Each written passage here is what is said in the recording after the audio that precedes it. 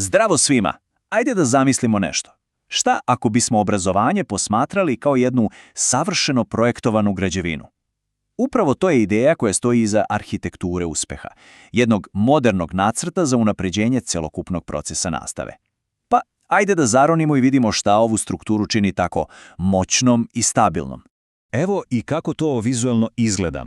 Kao i kod svake dobre građevine, sve naravno mora da stoji na čvrstim temeljima, ali ono što zaista drži celu konstrukciju, ono što nosi teret, to su ova 4 stuba. Svaki od njih je apsolutno ključan i pazite, ako samo jedan od njih oslabi ili nedostaje, cela struktura počinje da se ljulja i gubi stabilnost. A evo i našeg plana puta. Proći ćemo zajedno kroz svaki od ova 4 ključna stuba. Krećemo od personalizovanog učenja, pa idemo do digitalnih kompetencija i na kraju, ono najvažnije, vidjet ćemo kako se svi ti delovi uklapaju da bi zajedno izgradili jednu bolju budućnost obrazovanja. Dakle, krećemo od prvog i rekao bih temeljnog stuba, personalizovano učenje. Ovo je možda i najveća promjena u načinu razmišljanja. Onaj ključni pomak od starog modela jedna veličina odgovara svima. E sad, šta to zapravo znači u jednoj učionici? Pa, u suštini, radi se o tome da se obrazovni put kroji po meri svakog pojedinačnog učenika. Znate ono kad je nekome na času dosadno jer sve već zna, a neko drugi se muči da isprati. Umjesto da svi rade jedno te isto, istim tempom, sistem se prilagođava onome što učenik već zna. Tako izbegavamo i dosadu i frustraciju. A koja je direktna posljedica ovoga? Pa nešto neverovatno važno. Osnaživanje učenika.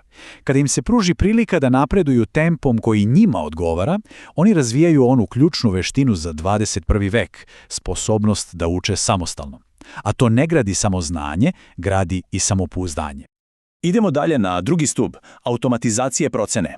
A ovo je, verujte mi, odgovor na jedan od najvećih izazova i kradljivaca vremena u prosveti, beskrajno pregledanje i ocenjivanje.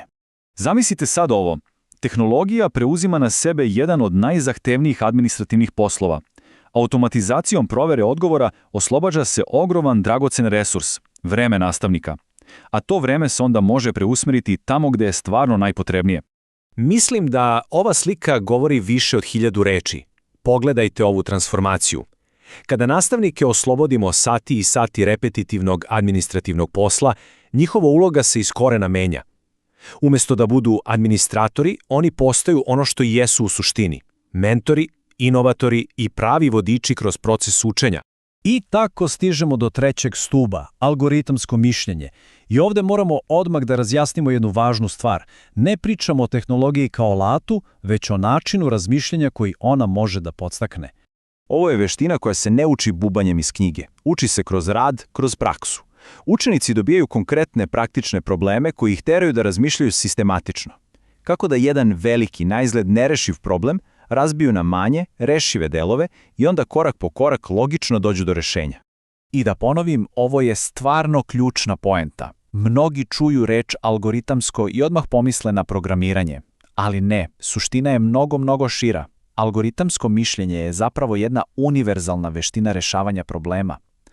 To je nešto što se može primeniti bukvalno svuda, od nauke i matematike do planiranja dana.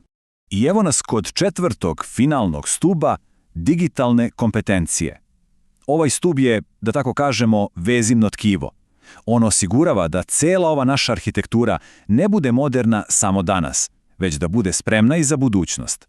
Poenta je vrlo jednostavna. Niko ne sme da zaostaje. Cilj je da i nastavnici i učenici postanu samouvereni u digitalnom svetu. I ne radi se samo o tome kako se koristi neki alat, već i o razumevanju zašto ga koristimo i kada je on pravo rešenje. Praktično delujemo na 3 fronta. Prvo, moramo da osnažimo nastavnike da se osjećaju sigurno i samouvereno dok koriste nove tehnologije.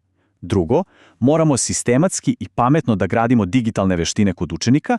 I treće, možda i najvažnije, ceo sistem mora da bude fleksibilan, spreman za one tehnologije koje danas ne možemo ni da zamislimo.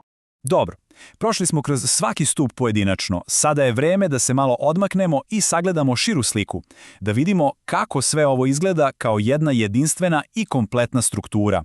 Jer postavlja se ono logično pitanje, super, imamo 4 stuba, ali kako oni zapravo rade zajedno? Kako se povezuju u jednu funkcionalnu celinu?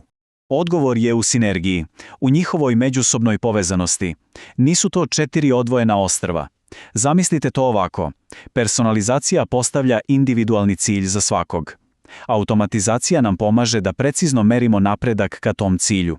Algoritamsko mišljenje nam daje strategiju za rešavanje problema na tom putu.